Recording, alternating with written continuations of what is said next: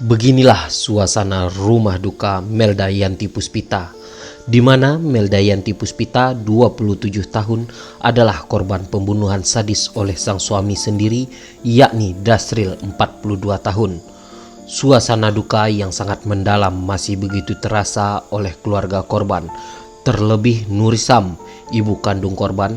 Kepergian yang teramat tak diinginkan dan dinilai terlalu sadis itu membuat luka yang begitu dalam atas kematian anak sulungnya itu secara tragis. Apa ada sebelumnya cekcok atau umpamanya berantem atau apa? Tidak dulu Pak. Ada yang apa? Tidak dulu. Terus Ya kok apa lagi ya saya nama makin kalian dari biasa ini. biasanya tidak ada yang pernah selama apa atau pernah mengancam si pelaku ke si korban. Tidak. Pernah ada. Tidak. Terus kalau Patang tuh tahunya Pak lah dapat informasi dari kepolisian dulu tuh. Lah polisi mah lah banyak polisi situnya tu nyola pergi ke polisi dulu ya. Tidak ada dek barang tambah ya dia lang ini deh awak ya tak ada tentu sabuk tak malam ni deh. Tu sedang lolok nak awak dia deh. sedang istirahat nih lo ya. Dia sedang lolok ini. So lolok nak awak dia dek lu ya tu nya mana-mana ye yo fikir ye. Itu pergi mandi lu yang satu lah. Mandi ke mana ke? Mandi ke bak konya bak masjid kok masjid kan. Gitu. Ya pergi mandi yo cari tolongnya rak. Itu kan dalam pengakuannya. Di rumah inilah Dasril melakukan aksi keji yang membuat Melda Yanti Puspita meregang nyawa di depan kedua buah hatinya yang berumur 8 tahun dan 3 tahun 4 bulan. Dengan gelap mata menembaskan parang atau golok ke arah tubuh bagian atas korban. Setelah kejadian itu, pelaku pergi membersihkan diri ke toilet masjid di dekat rumahnya, lalu pergi menyerahkan diri ke polsek setempat dengan mengunci 2 orang buah hatinya di rumah bersama mayat sang istri.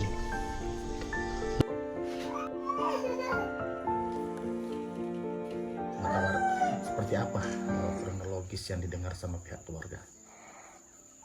Kronologisnya yang didengar tuh sebelum malam suami istri ini masih membersihkan ladang, ya kan?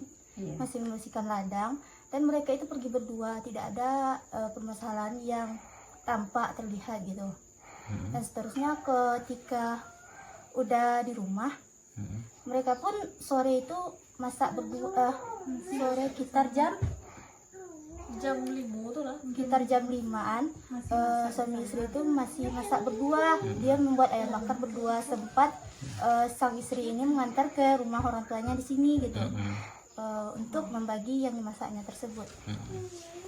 Kalau didengar kan mereka tuh sebelum tidur dari pengakuan yang didengar mereka itu bercerita, dan itu pun pengakuan sang suami pengakuan sang suami ya, sebelum dia itu dia sebelumnya melakukan hubungan intim gitu kan. Kan baik-baik saja tuh kan, nggak ada persoalan gitu. Setelah itu didengar masih gimana ya, masih bercerita mereka masih Jam setengah satu malam. Satu dini hari ya. Ya, jam 1 dini hari. Percakapannya itu apa ya? Terjadi percekcokan atau bagaimana? Waktu itu ya? Percakapan dulu. Percakapan dulu terus. Percakapan di dalam Kamar. di dalam kamar. Kata sang suami, kenapa pergi-pergi terus katanya. apakah ada yang lain, mungkin sang suami cemburu atau gimana gitu. Soalnya istrinya hari Kamis tuh emang pergi untuk mengurus surau gitu.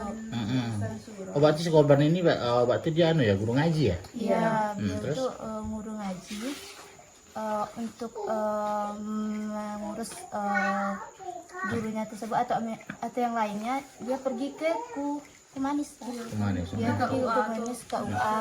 Terus? Siap itu istrinya bilang nggak ada kok yang lain katanya. Kalau dilihat ya yang saya istriku emang setia orangnya, nggak ada yang lain gitu. Kalau dilihat gitu emang nggak ada laki-laki lain ya. Terus Mungkin- kalau gini, pihak keluarga sampai tahunya kapan kejadian kasus pembunuhan ini? Kejadiannya itu setelah sang suami itu sang suami ini bilang kepada anak-anaknya ini kan bangun ya, masih melihat Sampai anak-anaknya kejadian ini. itu anaknya melihat ya? Ya, melihat anaknya. Terus? Anak kecilnya ini bilang, ayah jangan digituin ibu. Sudah tuh ayah, kata dia. Itu kata sang ayah menjawab, istri dia itu melawan, lantas digituin katanya. Terus sang anak ini dan ini takut gitu kan, dia menyaksikan sendirilah anak kandungnya itu sama ibu kandungnya diituin sama ayahnya gitu. Oke, terus gini, dari pihak keluarga seperti apa sih tuntutan untuk si pelaku yang sudah melakukan perbuatan keji ini? Seperti apa tuntutan dari pihak keluarga untuk penegak hukum? Tuntutan Iya. Tuntutan keluarga seperti apa sih dengan sudah menghilangkan nyawa, ya? Ya, seperti apa bisa dijelaskan? kalau kami sebagai keluarga ya tentu sangat merasa kecewa dengan dia. Beliau yang menjadi suami, beliau yang menjadi tuntutan penjaga untuk dia, beliau yang tidak mampu untuk menjaganya gitu. Dan hukumannya Tuntutan dari keluarga seperti apa? ya bisa adil dan seberat-beratnya. Tolong hukum pertimbangkan ini. Pak Kapolres, izin bisa disampaikan Pak Kapolres kronologis pembunuhan yang ada di tempat Sinju Sumatera Barat seperti apa? Kronologisnya jadi pukul 3 dini hari pelaku ini ataupun tersangka melakukan aksinya dengan durasi waktu kurang lebih 1 jam sampai pukul 04. Baru setelah aksi selesai dan korban meninggal, dia menyerahkan diri ke polsek terdekat, yaitu di Polsek Sumber Kudus. Itu kejadiannya di mana tuh Pak? Kejadian di rumah tersangka Di wilayah mana? di Kecamatan Sumber Kudus, Nagari Tampang Kerungu. Terus untuk tersangka sendiri Pak Kapolres? Tersangka kita jerat dengan junto pasal 338 pembunuhan dengan penjara maksimal di atas 15 tahun dan denda 45 juta. Motifnya Pak Kapolres? Motifnya faktor ekonomi dan istri terlalu dominan dalam perannya di rumah tangga. Berarti suaminya agak kurang dikit cari rezeki Ya. ya? Seperti itu. Cukup ya? Cukup.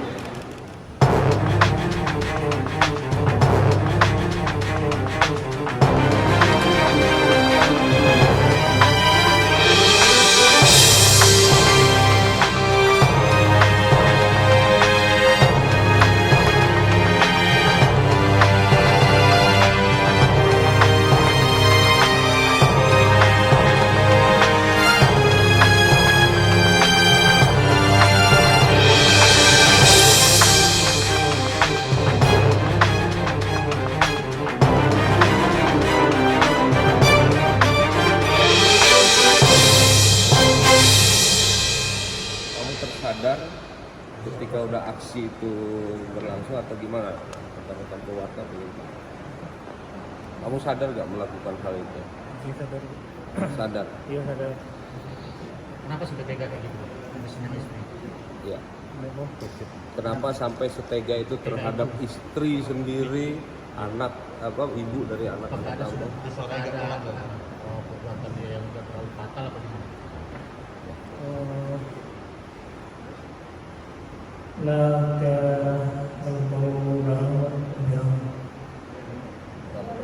Terlalu marah ya? Itu emosi spontan ya. Sebelumnya tidak ada direncanakan. Tidak ada. Apa yang menyebabkan terlalu berang?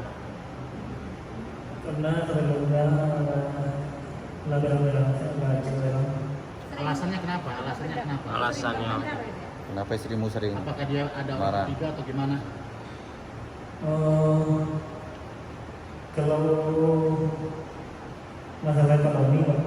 Masalah ekonomi. Ya, Dia lebih tinggi ininya. ya, Apa? Dia menghidupi rumah tangga selama ini. Korban. ya masalah ekonomi aja Menyesal nggak dengan perbuatannya Mas? yang biasa.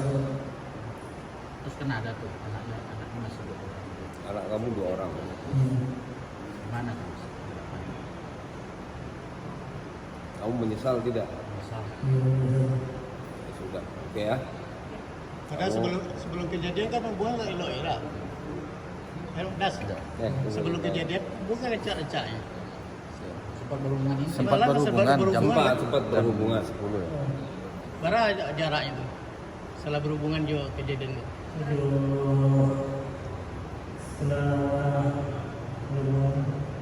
Ya, Ya, berhubungan terakhir kamu tuh jam berapa? Jam hubungan suami istri. 9 ya? Jam 9 malam ya? Jam setengah 11. Setengah 11 kejadiannya jam 3. Jam 3 pagi. Terus berhubungan bertengkar. Setelah berhubungan bertengkar. apa permulaan pertengkarannya? Permulaan yang mengawali setelah berhubungan pertengkaran itu apa? Ada ucapan apa Dari istri yang buat emosi atau bahwa dia minta bertengkar. cerai? Mungkin masalah ini ekonomi lagi. Iya. Berarti setelah melakukan aksi itu sadar, karena setelah melakukan langsung ke polsek. Iya sadar nanti itu kan jam 1. Terus setelah mandi itu di situ kan timbulnya aku yang keinginan. Habis nyawa ya. Sudah, berarti kamu harus menerima apa yang sudah jadi perbuatan kamu. Berarti Ya, karena ya. salah satu kata-katanya yang itu gitu ya. Seperti itu. Nah, Ada kata-katanya yang Yang buat sakit Dek hati. kecilnya, Apa dia. kata-kata yang buat Terakhir sakit yang hati? menyakiti hati kamu tuh apa? Tapi gini, informasi yang kami dengar, kan Mas dulu di istri pertama pernah juga mencekik lehernya istri pertama ya, sampai dia minta cerai juga. Gimana tuh? ya, itu Berarti ini Oh, istri yang berarti kedua. berarti Ini itu istri kedua. Iya, yang kedua. ini minta cari. Tapi pernah katanya melakukan penganiayaan sampai mencekik leher dia. Ada Enggak. Ya oke. Ya, oke ya.